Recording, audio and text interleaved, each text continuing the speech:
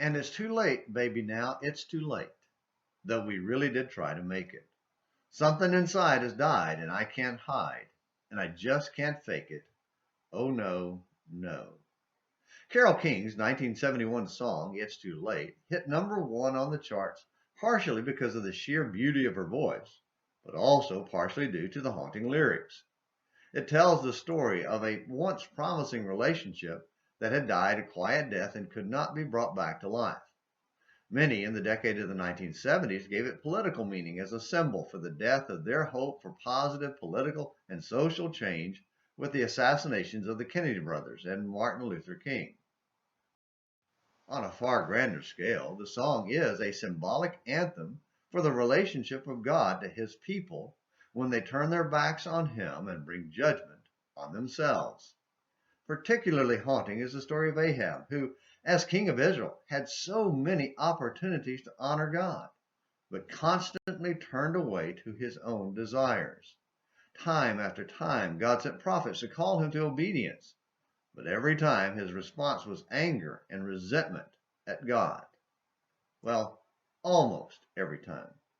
First was Elijah and the drought when Ahab called Elijah the troubler of Israel, 1 Kings 17 and 18.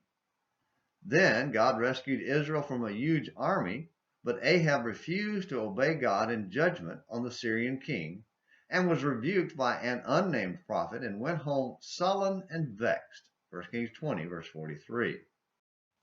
Later, after he had taken Naboth's vineyard through Jezebel's despicable plot, he was confronted by Elijah and accused of murder. For the first time, it seems he actually showed a morsel of remorse.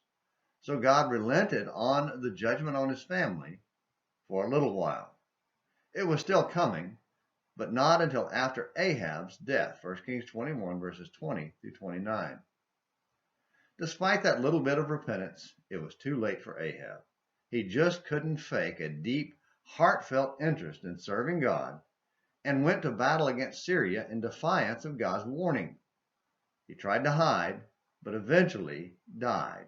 1 Kings 22, verses 34 through 40, and 2 Chronicles 18, verses 28 through 34. It's not too late for you, no matter where you are in life.